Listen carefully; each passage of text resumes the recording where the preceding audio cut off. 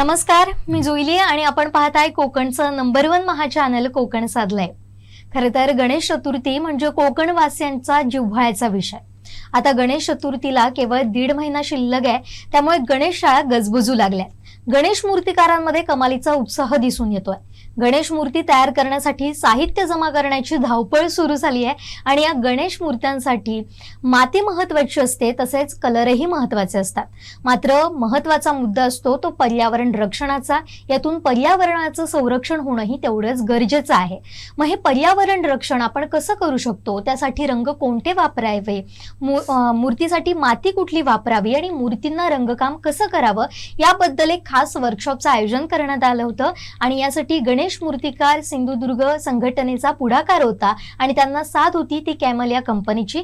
याबद्दल आपण जाणून घेणार आहोत. आपल्या सोबत आहेत गणेश मूर्तिकार संघटनेचे सिंधुदुर्ग अध्यक्ष बापू सावंत, त्याचबरोबर नंदकुमार गायकवाड सर जे कॅमल कंपनीचे झोनल मॅनेजर आहेत, आणि डिकेड देवरुखचे प्राचार्य रणजित मराठे सर यांचं आपलं सगळ्यांचं सर मनपूर्वक स्वागत कोकण साथ लाईव्ह मध्ये. नमस्कार सर, बापू सर, मी तुमच्याकडे येते.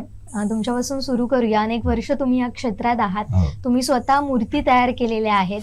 काय फरक जाणवतो तुमच्या काळापासून, जेव्हापासून तुम्ही सुरुवात केलात गणेश मूर्ती घडवण्यासाठी, आणि आताचा बदललेला ट्रेंड, काय फरक आहे? आता मूर्ती पूर्वी साचा वगैरे हे काही नव्हतेच, हातानेच करावं लागत होतं. त्यामुळे मूर्त्या हाताने घडवल्या जात आणि त्यामुळे मूर्तिकाराच्या हाताला काम मिळत होतं. आता साचे तयार झाले, त्यामुळे आता मूर्ती घडवणं प्रत्यक्ष हे कमी झालेलं आहे. ह्या साच्यावरच साचे आणायचे आणि त्याच्यावर मूर्त्या करायच्या आहे, हे आता सुरू झालेलं आहे. बरोबर. त्यामुळे कला म्हणून वाढ व्हायला पाहिजे, ती कमी होते. मग जे तुम्ही पहिल्यांदा सुरुवातीला हाताने मूर्ती तयार करायच्या, तर ती कशी पद्धत होती एकंदरीत? म्हणजे पद्धत म्हणायला गेलं तर मूर्ती माती तयार झाल्यानंतर मूर्ती आपल्या डोक्यात असते, काय कशी घडवायची ती, त्याप्रमाणे ती हाताने उतरते. म्हणजे बैठक कशी असावी हे आपल्या डोक्यात पहिलं असतं आणि त्याच्यातून ती हाताने बरोबर बाहेर पडते. आणि त्यावेळी असं नव्हतं की आता कसं आहे, प्रत्येक जण वेगवेगळ्या पद्धतीने गणपती सांगतो, तो चित्र आणून देतो, असं मला पाहिजे म्हणून सांगतो. पण त्यावेळी तसं नव्हतं. आम्ही गणपती करू ते घेऊन जायचे. पण त्यावेळी किमती सुद्धा अशा होत्या की तो काय ठेवील ते गणपती, अमुक किंमत म्हणून आम्ही त्यावेळी सांगितली नाही. बरोबर. आणि आता तेही सवय लागल्यामुळे आता माझ्या वैयक्तिक बघायचं तर मी अजूनपर्यंत किंमत कोणाला सांगत नाही. तू सरळ काय द्यायचं असेल ते दे, त्याच्या बाहेर कसं चाललंय याच्यावर तुला कळेलच. म्हणजे बाजार काय आहे ह्याच्यावरून तुला कळेल की ह्या मूर्तीची किंमत काय. बरोबर. आणि कमी मिळालं जास्त मिळालं तरी मला काय तसं हे पडत नव्हतं. आणि आता मी वयाच्या मानाने कमी सुरू केलंय, म्हणजे पूर्वीसारखं नाही. साचा वापरणं आता होतं, जास्त साच्यावरच होतं काम जास्त. पण तुम्ही आता मातीचा उल्लेख केला होता, तर आता शक्यतो शाडू मातीपासूनच आपण मूर्त्या तयार करतो. त्यावेळी काही वेगळ्या मात्या उपलब्ध होत्या का, की मग त्यावेळी त्या माती तयार करण्यासाठी काही वेगळी पद्धत होती का? नाही, आता जी पद्धत आहे, आता काय झालं, आता मशीन झाल्या आहेत, म्हणजे माती मळण्याची. त्यावेळी माणसाने हाताने तयार कुटायची, म्हणजे कुटणं म्हणतो मात्र, माती कुटून ती तयार करायची, म्हणजे माणूस तयार करायचा. आता काय मशीन मध्ये घातल्यानंतर माती तयार होऊन येते. बरोबर. त्यावेळी मजुराकडून करून घ्यायची माती. आणि ही आमच्या खाणीमध्ये मिळणारी, म्हणजे गावातल्या खाणीमध्ये मिळणारी माती, ही शाडू वगैरे त्यावेळी सुरुवातीला आम्हाला माहितीच नव्हतं. शाडू हा फार उशिरा आमच्या डोक्यात आला. म्हणजे अगदी मला वाटतं 25-30 वर्षापूर्वी आला. त्याच्यापूर्वी शाडू वगैरे हे काय आमच्या डोक्यातच नव्हतं. बरोबर. मग आता जी खाणीत मिळत होती माती आणि शाडू माती, यात फरक काय असतो नेमका? ही खाणीतली माती असते, त्याच्यात दगड मिळू शकतो. ह्याच्यात शाडू मातीमध्ये दगड मिळत नाही. काम करायला स्वस्त, म्हणजे चांगलं असतं. पण टिकण्यासाठी आमची गावठी मातीच चांगली, म्हणजे खाणीतली जी तुम्ही घेऊन यायचा ती. म्हणजे गणपती तो तयार केल्यानंतर तुम्ही कुठेही असं हलवू शकता, परंतु शाडू मातीचा गणपती खूप सांभाळावा लागतो. आणि तो जास्त सुकला ना, म्हणजे वाळला जास्त, तर त्याची भीती जास्त. तो साधारण ओला असेपर्यंत ते चांगलं असतं, म्हणजे तो सांभाळायला चांगलं असतं. पण आता बदललेला ट्रेंड असा आहे की त्यात पीओपीचा वापर होतोय जास्त, आणि पीओपी म्हटल्यानंतर पर्यावरणाची हानी त्यातून मोठ्या प्रमाणात होते. आणि यासाठी आता तुम्ही पुढाकार घेतलाय खरं तर, म्हणजे तुम्ही वर्कशॉप सुरू केलेले आहेत मूर्तिकारांसाठी, जनजागृतीसाठी, की पीओपीचा वापर कमी करा. तर हे वर्कशॉप नेमकं काय आहे आणि त्याचं उद्दिष्ट काय असतं? ह्याला पीओपीला पर्याय म्हणून लगद्याचा गणपती म्हणजे पेपरचा लगदा तयार करून, लगदा म्हणजे पेपर आणि माती असं मिक्स करून जो तयार होतो, लगदा तयार होतो, तो एक आलेला आहे. पण त्याच्यामध्ये मर्यादा म्हणजे कुठची आहे तर लगद्याचा गणपती तुम्हाला साच्याशिवाय करता येणार नाही, हाताने करता येणार नाही. मातीचा आपण हाताने करू शकतो. त्याचबरोबर गोमय हा आता आम्ही सुरू केलेला आहे. तर गोमयमध्ये सुद्धा, गोमयमध्ये ही आपल्या शेतातली माती चालते, फक्त त्याच्यातला दगड वगैरे काढून ती प्लेन करायला पाहिजे, पण ती शेतातली माती वापरली तरी चालते. हा त्याच्यामधला आहे. तर आम्ही आता पेपर म्हणजे लगद्याच्या गणपतीसाठी जवळजवळ 300-400 लोकांना 2-3 वर्षात आम्ही ट्रेनिंग दिलेलं आहे. आणि आता गेल्या वर्षापासून हे गोमयचं सुरुवात केलेलं आहे. हल्लीच आम्ही 2 वर्कशॉप घेतलेले आहेत. तर त्यामुळे आता पर्याय म्हणजे हा आहे. पण मला वाटतं आमच्या सिंधुदुर्गात म्हणजे आमच्या ह्या तालुक्यात तरी, ह्या 2-3 तालुक्यात, वेंगुर्ला, मालवण, सावंतवाडी, दोडामार्ग म्हणा किंवा ह्यामध्ये मातीचा फार हे होईल म्हणजे तुटवडा होईल असं वाटत नाही. पण सगळीकडे आहेत माती. आता आपल्या जवळ पडलोसला पण माती आहे, ती सुद्धा आम्ही वापरली. गोळवणला माती आहे, ती सुद्धा वापरली. ती काही संपलेली नाही आहे. त्याशिवाय दुसरी म्हणजे माती आम्ही वापरत नाही, म्हणजे उपयोग करत नाही. जे कुंभार माती हे करतात म्हणजे ही भांडी घडवतात कुंभार, तर त्या मातीचे सुद्धा गणपती करता येतील. बरोबर. फक्त इतकं, कुंभार ज्याप्रमाणे मातीची मेहनत घेतो म्हणजे कमवतो, तशी ती कमवायला पाहिजे. बरोबर. ती आपणाला स्वस्त मिळू शकेल, पण त्याच्यावर मेहनत आहे, ती करायला पाहिजे. मी आता सर मराठी जर तुमच्याकडे येते, मगाशी आपण बऱ्याच मुद्द्यांवर चर्चा केली. त्यातला महत्वाचा मुद्दा होता तो पीओपीचा वाढत चाललेला वापर आणि त्यामुळे होत असलेली पर्यावरणाची हानी. काय सांगाल एकंदरीत या सगळ्या ट्रेंड बद्दल? सर्वप्रथम कोकण 7 चॅनलचे आभार मानतो, कारण पर्यावरण सारखा विषय तुम्ही त्या विषयाला प्राधान्य दिलेलं आहे. कारण आताची काळाची गरज आहे, अशा विषयांना तुम्ही हँडल करताय. तुम्ही जो आता प्रश्न विचारलेला आहे, बऱ्याच वेळा काय होतं की आपण आता जर बघितलं, एवढी डेव्हलपमेंट होत चाललेली आहे, आणि ही डेव्हलपमेंट बघत असताना आपण काही जे डेव्हलपमेंटचे भाग आहेत, म्हणजे आता जसं बापू सावंत काकांनी सांगितलं की पीओपीचा प्रसार वाढत चाललेला आहे. आज काय झालंय, मूर्तिकार म्हणा किंवा नवीन जे व्यावसायिक आहेत, ते मुळात हार्ड अँड फास्ट पैसा कसा मिळेल ह्याच्याकडे जास्त फोकस असतो. आणि अशा या गोष्टींकडे फोकस असल्यामुळे त्याच्यासाठी ज्या काही गोष्टी इझिली अवेलेबल असतात, म्हणजे थोडक्यात सांगायचं तर पूर्वीपासून आतापर्यंत बघितलं तर कोकणात आपल्याकडे मातीच्याच मूर्त्या पूजेला लावल्या जायच्या, परंतु आता बघितलं तर जवळपास 100%तनं एक 40% आता पीओपीचा प्रसार कोकणामध्ये वाढलेला आहे. आता ह्याला कारण बरीच वेगवेगळी आहे. म्हणजे कसं आहे, जे नवीन मूर्तिकार आहेत त्यांच्याकडे हातामध्ये स्केल नाहीये. म्हणजे पूर्वी जसं हे म्हणतायत की मूर्ती हाताने घडवायचे, तर तसं मुळात स्केल नाहीये. तिसरी गोष्ट म्हणजे त्यांना इझिली ती मूर्ती दुसरीकडनं अवेलेबल करता येते. त्याच्यामध्ये ज्यावेळी ते पेंटिंग केली होती त्याची दुप्पट तिप्पट किंमत मिळते. म्हणजे पैसा हा जास्त बघितला जातो, त्याच्यात धार्मिक भावना ज्या आहेत त्या कुठे बघितल्या जात नाही, आणि पैसा हा त्याच्या पाठीमागचा पर्पज असतो. त्यामुळे काय होतं, नवीन जी मूर्तिकार किंवा जे असे आहेत लोक जे गणपती करणार, ते काय करतात की फास्ट आपल्याला पैसा कसा मिळेल याच्यासाठी पीओपीचा विचार केला जातो, पण त्याच्या पुढे त्याचा इफेक्ट काय होतो पर्यावरणावर ह्याचा कोणीच विचार करत नाही. आणि ह्याच्यासाठी मला वाटतं, जसं आता याने सांगितलेलं आहे अध्यक्षाने, की पर्याय बरेच आहेत. पर्याय कुठच्या गोष्टीला पर्याय नाही असत, ते शोधणं गरजेचं आहे. आपल्याकडे कसं आहे, ऑप्शन शोधलेच जात नाही, कारण काय ते इझी वाटतंय, इझी होतंय, चाललंय, पण त्याच्यामुळे जे काही इतर आपल्या पर्यावरणाचा ऱ्हास होता याच्याकडे कोण बघत पण नाहीये.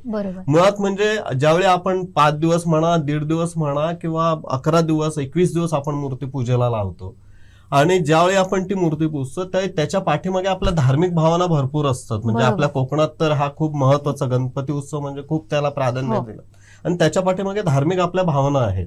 आणि जर काय उद्या आपण तोच जर मातीचा गणपती असेल तर त्याचं विघटन चांगलं होतं, ती विरघळून जाते पाण्यामध्ये.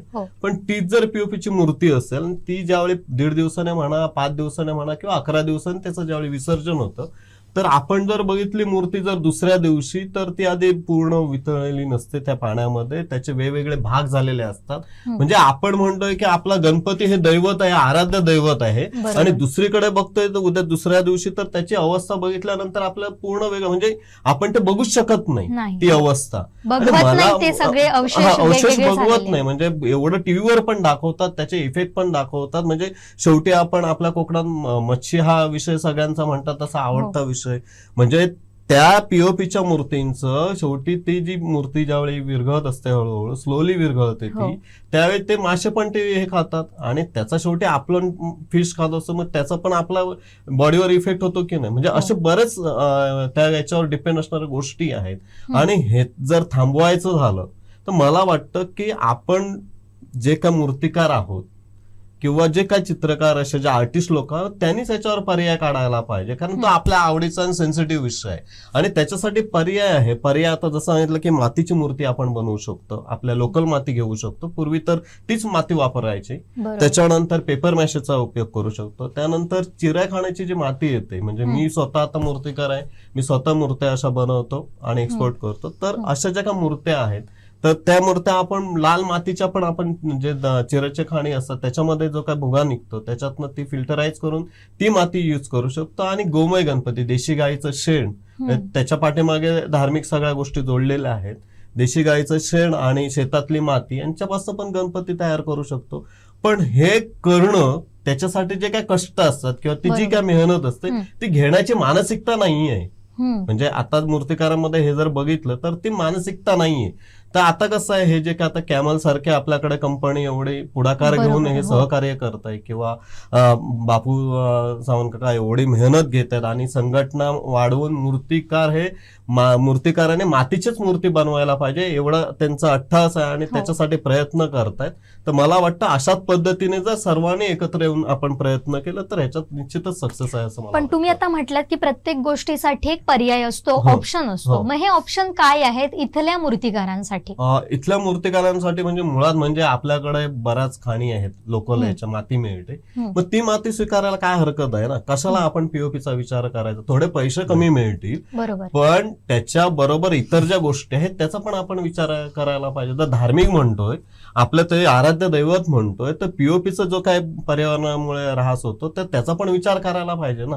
नुसता पैशाचा विचार न करता तर त्याला पर्याय म्हणून इथे माती अवेलेबल आहे. आता बरेचसे लोक जे आहेत, आमचे जे काही ठराविक मूर्तिकार इथे आता जे काय 60% मूर्ती ती माती लोकलच आणतात. म्हणजे इव्हन शाडू म्हणतो की कॉस्टली पडते, तर तो पर्याय आहे ना, आणि तो पर्याय स्वीकारायला काहीच हरकत नाही.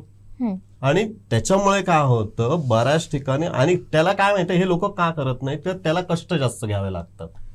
कुठेतरी थोडं फिनिशिंगला वगैरे प्रॉब्लेम येतो, मग ते कष्ट घेणं त्यांना परवडत नाही, त्याच्यासाठी कॉस्ट जरा जास्त लागते, मग हे पर्याय ते सिलेक्ट करतात. पण मला वाटतं आपण जर मूर्तिकारांनी जर निश्चयच केला असेल, ठाम निश्चय केला असेल, आपण आपल्या देवाला जर मानत असू, जर आपली त्याच्या पाठीमागे धार्मिक भावना असेल, तर मला वाटतं पीओपी सारखा जो विषय आहे तो कुठेतरी ह्याच्या अशा गोष्टी जर स्वीकारल्या आपण स्वतः, आणि त्या जर आपण पुढे डेव्हलप स्वतः म्हणून काही गोष्टी त्याच्यात केले, एक्सपेरिमेंट केले वेगवेगळे, तर इझिली ते मला वाटतं पीओपीवर ऑप्शन म्हणून मिळू शकतात. नक्कीच सर. पण आता या सगळ्या चर्चेत एक गोष्ट जाणवली, ती म्हणजे आता नवीन ऑप्शन आहेत की लब्धा आणि गोमयच्या मूर्त्या. पण या नेमक्या काय आहेत, त्याचा वापर आपण कशा पद्धतीनं करू शकतो? नेमका वापर म्हणजे आता काय गणपतीचा आपण पूजेसाठीच हे करतो, बरोबर की नाही. म्हणजे गणपती हा विषय, म्हणजे मूर्ती घडवताना कशा पद्धतीने वापर करता येईल आपल्याला? ओके. मुळात आधी ज्यावेळी आपण पेपर मॅशेची मूर्ती म्हणतो, तर त्याच्यामध्ये जसं मगाशी सांगितलं की पेपर वापरला जातो, तो एक ठराविक सर्टन टाइम नंतर पर्यंत कुजवला जातो तो, आणि तो बारीक केला जातो. आणि त्याच्यामध्ये शाडू माती, अदरवाईज आपली माती पण आपण त्याच्यामध्ये ही लोकल माती जी असते ती मिक्स करू शकतो. आणि त्या याचा फायदा काय सांगतो तुम्हाला, आज देवरुख सारख्या ठिकाणी एक पुण्याचीच ऑर्डर आमचे एक प्राध्यापक आहेत, तर त्यांनी जवळपास 11,000 मूर्त्यांची ची आपली पेपर मॅशेच्या गणपतींची ऑर्डर घेतलेली आहे. पेपर मॅशेच्या मूर्त्यांचं काय आहे प्लस पॉइंट, म्हणजे हाताने ते करता येत नाही, ते डायच वापरावे लागतात. आणि मुळात म्हणजे पेपर आणि ज्यावेळी माती मिश्रित करतो त्यावेळी ज्यावेळी ती वाळते माती एक सर्टन टायमिंग नंतर, त्यावेळी ती खूप हलकी होते वेटला, म्हणजे ती तुम्हाला, आणि त्याच्यात टाईटनेस पण चांगला असतो, म्हणजे तुम्हाला मोडतोड होत नाही. बाहेर ज्यावेळी आपण डिस्पॅच करून ती पाठवतो ते मोडतोड होण्याची शक्यता खूप कमी असते. आणि ती माती इझिली आपले पेपर मॅशेचा गणपती इझिली कॅरी करता येतो. आणि दुसरं म्हणजे तो पाण्यामध्ये विरघळतो, हा त्याचा एक प्लस पॉइंट आहे. त्याच्यानंतर देशी गाईचं गोमय गणपती जो म्हटलेला आहे, आता आपल्याकडे देशी गाईचं शेण मोस्टली वापरणं गरजेचं आहे, कारण त्याच्या पाठीमागे धार्मिक गोष्टी जोडलेल्या आहेत. त्या याच्यामध्ये काही जण त्या शेणाचा वास येऊ नये म्हणून भीमसेन कापूर पण घातलेला होता, जो आपल्या गणपतीच्या वेळी किंवा इतर धार्मिक गोष्टींसाठी आपण कापूर वापरतो, तो कापूर वापरला जातो त्या याच्यामध्ये.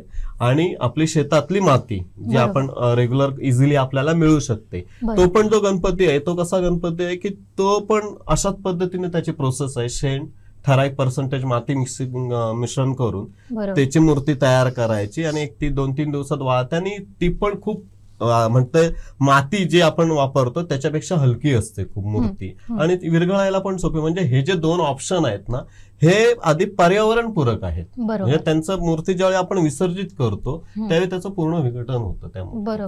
त्यामुळे अशा जे काय ऑप्शन आहेत हे स्वीकारणं गरजेचं आहे. आणि त्याचे टेक्निकल काही गोष्टी असतात, असेच कॅमल सारखे म्हणा किंवा संघटना एवढे जर चांगले प्रोग्राम करत असेल अशा गोष्टींसाठी, तर ते मूर्तिकाराने येऊन पाहावेत, हीच इच्छा आमची. नक्कीच. खरं तर हा पुढाकार घेणं सुद्धा मोठी गोष्ट आहे, कारण आपला काही फायदा न बघता त्यातून जनजागृती करणं हाच एक आपला उद्दिष्ट आहे, आणि तो सफल होतानाही आपल्याला दिसतोय. तुम्ही मगापासून कॅमलचा उल्लेख करताय, तर गायकवाड सर, मी तुमच्याकडे येते. आता आपण पाहतोय की वेगवेगळे रंगमूर्तींना वापरले जातात, गणेश मूर्तींना वापरले जातात, तर कॅमलचे रंग कशा पद्धतीने फायदेशीर ठरतात गणेश मूर्तींसाठी? प्रथमतः मी कोकण साध लाईव्ह चॅनलचे आभार मानतो की त्यांनी आम्हाला संघटनेबरोबर आज इथे उपस्थित राहण्याची संधी दिली. कॅमल कंपनीचं जर सांगायचं झालं तर आमचे हे कलर जे आहेत हे पर्यावरणपूरक आहेत. पहिली गोष्ट, आमचा पोस्टर कलर असू द्या, फॅब्रिक कलर असू द्या, त्याच्यामध्ये ॲक्रेलिक कलर्स ज्याला आपण म्हणतो, त्याच्यानंतर फ्लुइड ॲक्रेलिक कलर्स आणि आमचे वॉटर कलर, हे 4ही रंग आमचे तुम्ही पर्यावरणपूरक मूर्तीला पण वापरू शकता आणि तुम्ही POPला पण वापरू शकता. याच्यामध्ये पूर्णतः ते नॉन टॉक्सिक कलर्स आहेत, कारण आमच्याकडं EN71चं सर्टिफिकेट आहे, ACMIचं सर्टिफिकेट आहे. ते आमच्या प्रत्येक बॉटल्सवर प्रत्येक ते लेबल्स लावलेले आहे की आमचे प्रोडक्ट्स हे नॉन टॉक्सिक आहेत म्हणून. त्यामुळे तुम्ही पोस्टर कलर जरी वापरला, कारण तो नॅचरल पिगमेंट्सनी बनवलेला आहे, साधारण त्याच्यात 53 शेड्स येतात. बऱ्याचशा गोमाय गणेश मूर्ती असू, शाडू मूर्ती असू किंवा आता पेपर लगद्याचा गणपती असू, त्याच्यामध्ये पूर्णपणे पर्यावरणपूरक म्हणजे ह्या कलर्स आमचे वापरले जातात. पोस्टर कलर, फॅब्रिक आमचा साधारण ॲक्रेलिक कलर्स पण त्याच्यात वापरला जातो, वॉटर कलर्स पण लोक वापरतात. 2018 पासून आम्ही साधारण या कार्यशाळा आम्ही प्रत्येक जिल्ह्यामार्फत घेत आहोत, कारण याच्यामध्ये आमचा उद्देश असा होता की कॅमल कंपनी आहे पण याचे कलर्स फक्त पोस्टर कलरच यूज व्हायचे, बाकीचे कलर्स का यूज नाही होत, तर लोकांपर्यंत कसं पोहोचता येईल आम्हाला. तर त्याच्यासाठी आम्ही 2018 पहिल्यांदा कराड इथे कार्यशाळा आयोजित केली. त्याच्यामध्ये आमचे mister national sales manager mister Biwalkar sir आहेत की ज्यांनी हा पुढाकार, आणि मी, आमची टीम, दिलीप गेवारी, असे सगळेजणांनी आम्ही हे पुढाकार घेऊन तिथं पहिला वर्कशॉप घेतला. लोकांना वाटलं की फक्त पोस्टर कलरचाच एक असेल की जो पर्यावरणपूरक आहे म्हणून. ज्यावेळेस लोकांना कळालं की तुमचा फॅब्रिका कलर म्हणजे ॲक्रेलिक कलर्स पण येतात, बऱ्याच लोकांची अशी समज होती की आमचा ॲक्रेलिक कलर्स हा गनमधून पास होत नाही, परंतु त्यावेळेस आम्ही त्यांना सांगितलं की तुम्ही जर आमच्या ॲक्रेलिक कलर्स बरोबर ग्लॉस मीडियम, मॅट मीडियम जर यूज केले तर आमचा तो फ्लो व्यवस्थित होईल. कारण हे सगळे नॉन टॉक्सिक कलर आहेत, पण त्यांची समस्या अशी होती की कलर सर तुमचा गनमधून पास होत नाही. आम्ही जेव्हा त्यांना पर्याय सांगितला तर 2018 नंतर 2019ला तिथे 350 लोकांनी त्या कार्यशाळेमध्ये सहभाग घेतला, आणि नंतर आम्ही त्यांना हे सगळे प्रोडक्टचं जेव्हा प्रात्यक्षिक करून दाखवलं, मॅक्सिमम आता सगळेजण आमचा ॲक्रेलिक कलर्स वापरतात, आणि तो ग्लास मीडियम, मॅट मीडियम पण वापरला जातो. कारण मूर्तीचं फिनिशिंग आहे, तुम्हाला जर मॅट मीडियममध्ये पाहिजे असेल किंवा ग्लॉसमध्ये पाहिजे असेल तोही इफेक्ट मिळतो. ह्याच्यामध्ये कलरची क्वांटिटी वाढली जाते, आणि तुमची इंटेन्सिटी पण कलरची हे होत नाही, कमी होत नाही. तर त्या माध्यमातून आम्ही एक एक प्रयोग करत जसं गणेश मूर्तिकार संघटनेला अजून आपण काही देऊ शकतो तर त्या मार्फत ह्या आम्ही कार्यशाळा आयोजित करत असतो. 2020 आणि 21ला ही कार्यशाळा झाली नाही. 2022ला आमची कार्यशाळा मागच्या वर्षी सिंधुदुर्गात बापू सावंत सरांनी आम्हाला आमंत्रित केलं होतं. त्यावेळेस पण आम्ही ही कार्यशाळा आयोजित केली होती. ह्या वर्षी आम्ही रत्नागिरीत पण केली आहे, देवरुखमध्ये केली आहे, चिपळूणमध्ये पण केली आहे. आणि प्रत्येक वेळेस आम्ही काहीतरी वेगळं देतो. या वर्षी आम्ही जेसो नावाचं एक प्रोडक्ट आहे आमचं, की शाडो माती म्हणा किंवा पेपर मॅश म्हणा, आणि तुमचा हा गणपती आहे कागदी लगद्याचा जो गणपती, पेपर मॅश, शाडो माती आणि तर या तीनही मूर्तींसाठी तुम्ही बेस कोट म्हणून जो प्रायमर जो बाजारामध्ये लोकल कंपनीचा येतो ते लोक वापरत होते. त्याची 24 लिटरची साधारण 20 लिटरची बॅग होती.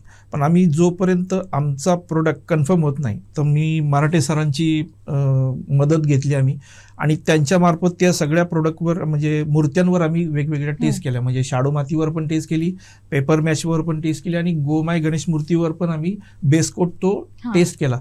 ज्यावेळेस आम्हाला कळलं की ॲब्सॉर्प्शन व्यवस्थित आहे, फिक्सेशन आहे, त्याच्यानंतर परत त्याच्यावर बॉडी कोट पण आम्ही आमच्या यांनी मारला जातो जेसोनी. त्याच्यात जर आमचे पोस्टर कलर येतात म्हणजे येलो, ऑरेंज आणि व्हाईट हे कलर जर मिक्स केले तर बॉडी टोन वेगवेगळ्या प्रकारचे तयार होतात.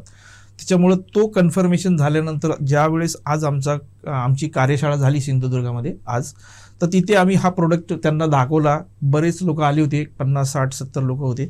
त्यांना जेव्हा कळालं की बेसकोटसाठी आमचा हा प्रोडक्ट यूज आहे आणि हा पूर्णपणे नॉन टॉक्सिक प्रोडक्ट आहे, त्यामुळे तुम्ही जर बेसकोट म्हणून हा प्रोडक्ट आमचा वापरला, बॉडी टोनला परत वापरला, आणि त्याच्यावर जर तुम्ही कॅमलचे पोस्टर कलर, ॲक्रेलिक कलर्स किंवा फ्लुइड कलर वापरले तर ऑटोमॅटिकली ती पर्यावरणपूरक मूर्ती होतीच. आणि जरी तुम्ही पीओपीवर लावला तरी ती पर्यावरण, फक्त पीओपीला बॅन आहे, पण आमचे कलर हे टोटली नॉन टॉक्सिक कलर आहेत. त्यामुळे आमचे कलर पर्यावरणपूरक आहेत. म्हणजे एखादी मूर्ती जर तुम्ही पूर्णपणे बनवली चांगली व्यवस्थित पर्यावरणपूरक कॅमलचे कलर घेऊन, तर नक्कीच तुम्हाला एक वाजवी दर मिळू शकतो त्याच्यामध्ये, की बाबा कलर्स आज सगळ्या लोकांना लहानपणापासून माहिती आहे. कॅमल कंपनी म्हणलं की इट्स म्हणजे खरं तर आता चित्रकला हा विषय आला ना की पहिल्यांदा प्रायोरिटी असते ते कॅमलच्याच कलर ना. एक्झॅक्टली बरोबर. आता आम्ही असं ठरवलं की बाबा दरवर्षी काहीतरी नवीन आम्ही वेगवेगळे प्रयोग करून, जसे सगळे जास्तीत जास्त प्रोडक्ट्स आम्ही मूर्तिकारांना देण्यात यावेत आमच्या कॅमल कंपनीवर, कारण लोकांचा एक वेगळा विश्वास आहे कॅमल कंपनीवर. त्या उद्देशाने आम्ही या सगळ्या गोष्टी करतो. दुसरी गोष्ट, आम्ही एक टूल्स आणलेले. टूल्स म्हणजे मूर्तिकार जेव्हा ब्रशनी पेंट करतो तर पूर्वी ते सेबल हेअरचे ब्रश वापरायचे, पण आता सेबल हेअरचे ब्रश बंद झालेले आहेत, कारण गव्हर्नमेंटचं बॅन आहे कुठल्याही प्राण्याला मारून हत्या करून ते जे ब्रश करायचे नाही म्हणून.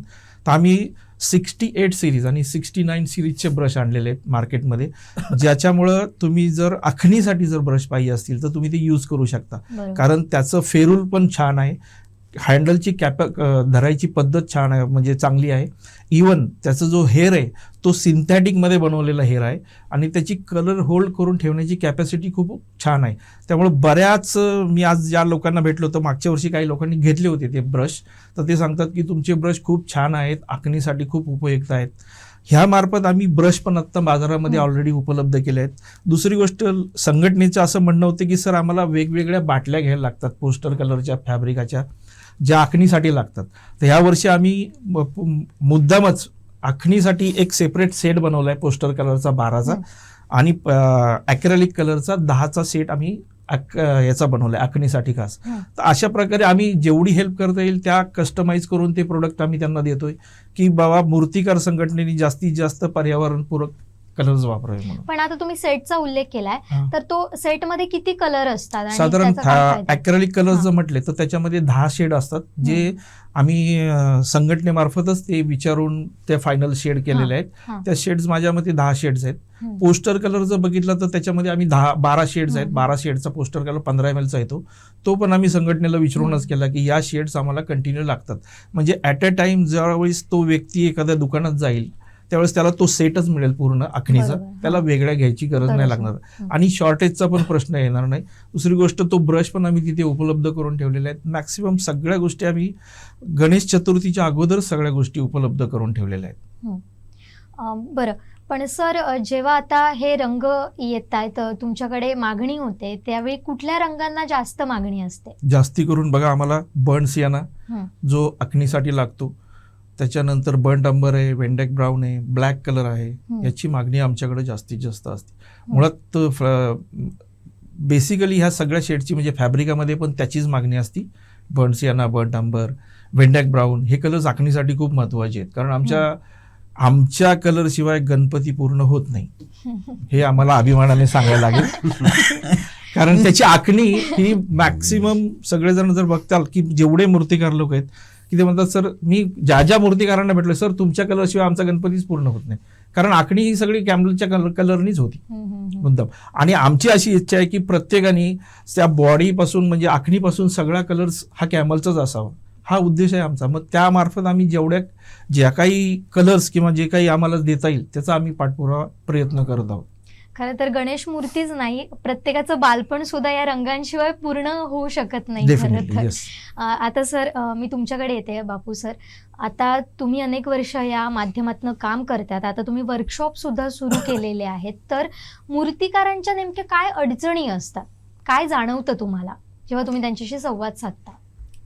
मूर्तिकारांचा जसा अडचणी म्हणजे काय, अडचणी तशा नसतात, कारण काय आहे, आपल्या सिंधुदुर्गामध्ये जे गणपतीकार आहेत ते वर्षभर काम करणारे नाहीत. ते पावसाळा सुरू झाला की 2-3 महिनेच काम करतात आणि वेगवेगळ्या व्यवसायामध्ये असतात. त्यामुळे काय होतं की आमची अशी अपेक्षा आहे की वर्षभर त्याने या व्यवसायात राहावं की जेणेकरून सिंधुदुर्गाचा एक हे म्हणजे मूर्तिकारांचा हब हब व्हावा आणि सिंधुदुर्गाची मूर्ती म्हणून जावी. आता जशी पेंड पनवेलची मूर्ती येते, बघितल्यानंतर ही पेंडची मूर्ती आहे असं ओळखून सांगतात, तसं सिंधुदुर्गातल्या चित्रकारांनी मूर्तिकारांनी ती आपली म्हणून करावी. म्हणजे दुसऱ्याचं हे नको, म्हणजे दुसऱ्याने केली ती आपण नाही, आपली स्वतः तयार करावी. आणि तशा प्रकारचे अनेक कलाकार आहेत आपल्या सिंधुदुर्गात सुद्धा, पण आपलं म्हणून करण्यासाठी पुढे यायला पाहिजे, ते होत नाहीये. काही लोक असे आहेत की चांगले कलाकार आहेत परंतु मूर्ती चांगली घडवतात, परंतु आपलं दैनंदिन जीवन व्यवस्थित चालावं ह्यासाठी ते सोडून घरं रंगवणं, गाड्या रंगवणं ह्या धंद्यात पडतात. म्हणजे केव्हा मधल्या काळात असा एकंदरीत हे आहे. म्हणजे कायम करावेत, 100% त्याने मूर्तिकार म्हणूनच जगावं अशी आमची इच्छा आहे. असं कर. पण आता संघटनेच्या वतीनं यासाठी काय प्रयत्न सुरू करण्यात आलेले आहेत? संघटनेच्या वतीने त्यांना ट्रेनिंग देणं, म्हणजे त्यांना चांगले मूर्तिकार घडवणं इतकंच काम आम्ही करतो आहोत. बरोबर. आणि जास्तीत जास्त प्रसार करणं की आमच्याकडे ह्या मूर्त्या मिळतील आणि त्याप्रमाणे आमच्याकडून लगद्याच्या मूर्त्या, शाडूच्या मूर्त्या ह्या बाहेर जात आहेत. वैयक्तिक प्रत्येक काम करतो. आता गोव्यात आमच्या मूर्त्या जातात मातीच्या. मराठी सर मी तुमच्याकडे पुन्हा एकदा येते. आता सरांनी म्हटलं की सिंधुदुर्ग हब म्हणून तयार व्हायला हवा गणेश मूर्तींचा, तर त्यासाठी काय करायला हवं, अगदी स्वतः मूर्तिकारांनी त्यासाठी काय पुढाकार घ्यायला हवा? मुळात म्हणजे सिंधुदुर्गात बघितलं तर म्हणजे तसं कलाकारांच्या याच्यात म्हणजे पर्वणी आहे आपल्याकडे, बरोबर, खाण आहे, कलेची खाण आहे इथे. मोस्टली असं मला जाणवतं, पूर्वीची जी एक परंपरा आहे म्हणजे माझे आजोबा गणपती तयार करायचे, त्याच्यानंतर माझे वडील तयार करायला लागले गणपती, आणि त्यानंतर मी आता स्वतः तयार करतोय गणपती. म्हणजे एक परंपरागत व्यवसाय म्हणून किंवा एक शाळा आमच्या गणपतीच्या चालू आहेत. आता जनरली काय झालंय की हे जे कंटिन्युएशन आहे परंपरागत जे काय म्हणतोय आपण, तर ते कंटिन्युएशन राहिलेलं नाहीये. का राहिलेलं नाहीये? काय एखाद्या मूर्तिकाराचा मुलगाची कन्सेप्ट म्हणजे त्याच्याकडे आर्ट आहे. म्हणजे मी आता ज्यावेळी बऱ्याच ठिकाणी फिरतो, रत्नागिरी, सिंधुदुर्ग वगैरे या ठिकाणी, तर मी बघतो तर चांगला मूर्तिकार आहे पण त्याचा मुलगा मूर्तिकाम करत नाहीये, त्याला काही गोष्टी जमतच नाहीये. मग मला काय म्हणायचं आहे, हे जर कंटिन्युएशन राहायला पाहिजे तर ते कुठेतरी त्या मुलाने आत्मसात करायला पाहिजे. म्हणजे एखाद्या मोबाईलच्या शॉपिंगमध्ये 5,000ची नोकरी करणार, महिन्याला 5,000 किंवा 7,000 मिळवणार, परंतु ही मानसिकता नाही की आपला म्हणजे थोडा आपल्याकडे हा एक भाग जाणवतो की अशा ज्या काही कला आपल्याकडे जर आहेत तर त्या डेव्हलप कशा स्वतः म्हणून करायचा हा विचार केला जात नाही. माझ्याकडे ती कला आहे तर मी कुठेतरी त्याच्यासाठी बाबा प्रयत्न करायला पाहिजे, जेणेकरून त्या जे काय मी आता दुसऱ्या कुठे काम केलं तर मला 5-7 हजार मिळतात, तर मी जर हा व्यवसाय म्हणून बघितला तर मला त्याचे महिन्याला 25 ते 40 हजार कसे मिळतील हा विचार करायला पाहिजे. आणि ही मानसिकता ह्या जे काही नवीन आता कलाकार असतील ज्यांना खरोखर कलेची आवड आहे किंवा त्यांना माहिती आहे पण ते जायला बघत नाही, थोडं त्रासिक असतं, कष्टाचं काम असतं, मेहनत घ्यावी लागते, तर त्या मेहनत घेणं किंवा ते जे आहे आणि तो पेशन्स समजला ना, तो पेशन्स नसल्यामुळे इथे मुलं जात नाही. कारण काय त्रास होतो आणि परत ते कसं कमीपणा वाटतं, मातीत हात घालणं, मातीतनं ते काम करणं हे कमीपणाचं वाटतं. म्हणजे आज तुम्हाला सांगतो, मी देवरुखला आता प्राचार्य आहे. आमचं कॉलेज असे जे काही ऍक्टिव्हिटी असतात पर्यावरणपूरक, म्हणजे कॅमल तर आमच्या सोबतच आहे, आम्ही पर्यावरणपूरक अशा बऱ्याच गोष्टी आम्ही तिथे करतो. आमच्या संस्थेच्या एक संस्थापिका आहेत भारतीताई पित्रे म्हणून, जे नॅशनलाइज स्कल्प्टरिस्ट आहेत, म्हणजे शिल्पकार आहेत.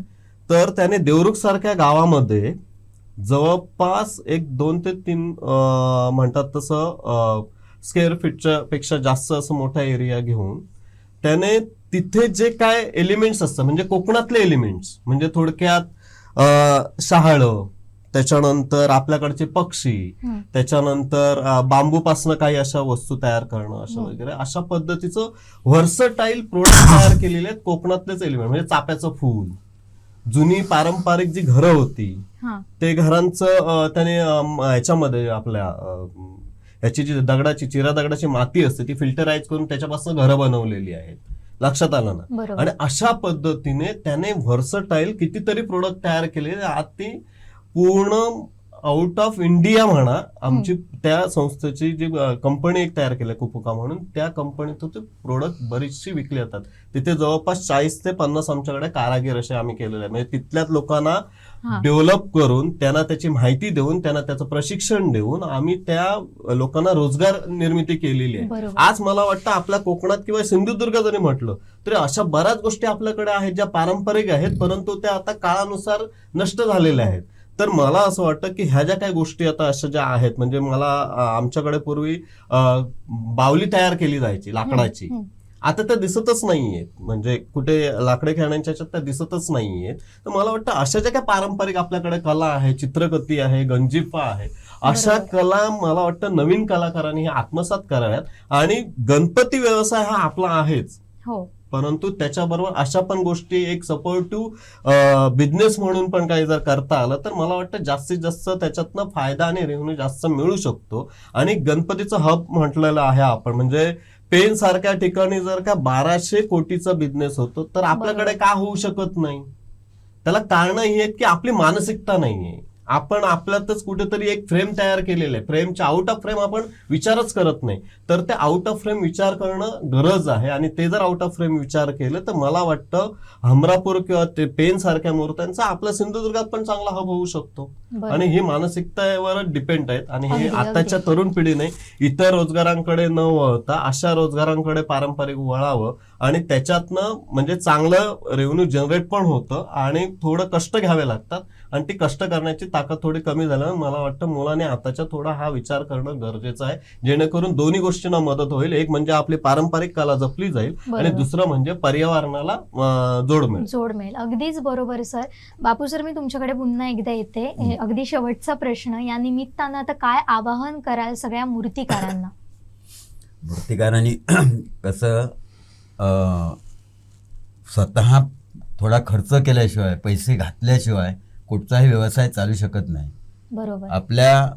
आता माझ्या जवळचा माणूस ज्याला मी मार्गदर्शन करतो अशा माणसाला मी सांगितलं 4 वर्षापूर्वी तू एक 50 गणपती कर, की जेणेकरून तू 100 गणपती वर्षाला करतोस ना, मग 50 गणपती, तुला 50 गणपतींची माहिती आहे की 50 जण कोणत्या प्रकारचे गणपती घेतात. म्हणजे तुम्ही म्हटल्यानंतर तुमच्याकडे गणपती कोणता यायला पाहिजे हे मला माहिती आहे, त्या दृष्टीने मी करतो. असे 50 गणपती करून ठेव. हे मृगाच्या अगोदर लगद्याचे करून ठेव, कारण उन्हाळ्यात लगद्याचे गणपती करता येतात. करून ठेव. आणि ते करून ठेवल्यानंतर तुला जून मध्ये बाहेरील गिराईक येईल, कोणीतरी विचारेल तुला तुझ्याकडे गणपती आहेत का, आणि जर तुझ्याकडे गणपती तयार असले तर ते गिराईक घेऊन जाईल. पहिल्या वर्षीच त्याच्याकडून 50 गणपती गेले अगदी जूनमध्ये. त्याने मग आपले गणपती 100 आहेत ते जूनपासून सुरू केले. बरोबर. दुसऱ्या वर्षी त्याच्याकडून 70 गणपती गेले. तिसऱ्या वर्षी त्याच्याकडून 100 गणपती गेले. आज त्याच्या शाळेत 150 गणपती आहेत. खूप छान. हे 9 इंचापासून 2 फुटापर्यंतचे गणपती आहेत त्याच्या. आता आपण ज्या शाळेत आपण काम केलं तिथं आहेत, या लोकांनी बघितले आहेत प्रत्यक्ष. आता त्याला गिराईक झालेलं आहे, हे सांगायचं म्हणजे. माणूस येऊन घेऊन हे केलं, सांगितलं आहे त्याने मला हे लागले, तो रोख पैसे देणार आणि घेऊन जाणार. म्हणून आपण पहिल्यांदा व्यवसाय करताना थोडेसे तरी पैसे घालायला पाहिजेत. बरोबर. आम्ही असंही आवाहन केलेलं होतं ह्यांना की आम्ही एक कार्यशाळा घेतली होती. जे स्वतः गणपती करतात शाळेत, ज्यांच्या शाळा आहेत त्यांना सगळ्यांना बोलावलं आणि त्यांना सांगितलं त्यांना विचारलं की तुम्ही खर्च जो आहे म्हणजे मटेरियल खर्च आहे हा काहीतरी 500 हजार असेल, तितका खर्च तुम्ही करू शकता का, आणि बाकी मेहनत. हे जर तुम्ही केलं तर हा खर्च केल्यानंतर तुम्ही तो खर्च करून तुम्ही गणपती तयार करा, आम्ही ते घेतो. बरोबर. गिरायक आम्हाला मिळेल म्हणून सांगितलं. एक नावं दिली, जवळजवळ 15-16 लोकांनी नावं दिली, परंतु एकानेही केलेलं नाही. असं आहे म्हणजे आपण जर केलं, लोकांना दाखवलं तर येणार ना, दाखवल्याशिवाय येणार नाही. म्हणून मी प्रत्येक कलाकाराला सगळ्यांना सांगितलं, मी हे उदाहरण सगळ्यांना सांगितले. तुम्ही आता समजा 50 करत असेल तर 25 तरी गणपती करून ठेवू ना. बरोबर. आता जूनमध्ये आम्हाला विचारतात लोक गणपती कोणाकडे आहेत का, त्यावेळी आम्हाला सांगायला कोणाकडे हेच नाही. अगदीच. तर ते प्रत्येक मूर्तिकाराने आपल्या शाळेत, आज आम्ही मातीचा गणपती कोरा बघायला गेलो. अनेक शाळा, साहेब होते माझ्याबरोबर, अनेक शाळांना फोन लावून विचारले कोणाकडे कोरा गणपती नाही. हा एक माझा दुसरा एक माणूस ओळखीचा म्हणजे माझा मित्र होता, त्याच्याकडे मिळतील माझी खात्री होती. त्याला सांगितलं सकाळी येताना घेऊन ये म्हणून. पण कोरा गणपती कोणाकडे आज तयार नाही आहेत. ते आत्ता 15 दिवसापूर्वी म्हणजे 4 दिवसापूर्वी तयार केलेले गणपती. असं नको. प्रत्येक कारागिराने आपल्या शाळेत ज्या ठिकाणी शाळा आहे, ज्या ठिकाणी तू गणपती करतो त्या ठिकाणी 5-25 गणपती तयार ठेव, जेणेकरून ते कोरे असावे. कारण कोरे गणपती न्यायला येतात. कारण हे व्यापारी आहेत ना, हे स्वतः तिथं माणसं नेमून ते म्हणजे कलर करून घेतात आणि कोरे गणपती नेतात. मग तुम्ही तयार करून ठेवा ना. ते तशा तुमच्या शाळेत जर तयार असले तर आपोआप गणपती जाणारे असतात. पण अजून काही ती मानसिकता तयार झालेली नाही, पण होईल हळूहळू. एक उदाहरण बघितलं ते होईल. हा एक सगळ्यांना संदेश आहे की तुमच्या शाळेत तू ज्या गणपती करतो त्या ठिकाणी तुझे 5-25 गणपती तयार असावे. अगदी महत्त्वाचा संदेश सरांनी दिलेला आहे आणि विनंती अगदी केलेली आहे की तुम्ही अशा पद्धतीनं जर काम केला तर तुमचाच फायदा भविष्यात होऊ शकतो. आपल्या तिघांचे खूप खूप आभार. तुम्ही आम्हाला वेळ दिलात, आमच्याशी संवाद साधलात आणि महत्त्वपूर्ण अशी माहिती दिलात त्याबद्दल. खरं तर आपण पाहिलं की आपल्या सिंधुदुर्गात कलेची अजिबात कमतरता नाही. जसे कितीतरी मूर्तिकार आहेत, कलावंत आहेत, मात्र याला आता जोड देण्याची गरज आहे ती व्यावसायिकतेची. आणि त्यासाठी तुम्हाला करावी लागेल थोडीशी मेहनत, आणि तरच आपला सिंधुदुर्ग हा गणेश मूर्तींचा हब होण्यासाठी जास्त वेळ लागणार नाही अशी एकच वाटते. आणि त्याचबरोबर तुम्हाला थोडीशी मेहनत घ्यावी लागेल, पेशन्स द्यावे लागतील आणि त्याला पर्यावरणाची सुद्धा जोड देणंही तेवढंच गरजेचं आहे. आणि त्यासाठी आता सिंधुदुर्गचा गणेश मूर्ती संघ सुद्धा कार्यरत आहे आणि त्याला साथ आहे ती केमल संघाची. आता इथंच थांबतोय. पाहत रहा कोकणचं नंबर 1 महा चॅनल कोकण साध लाईव्ह. धन्यवाद.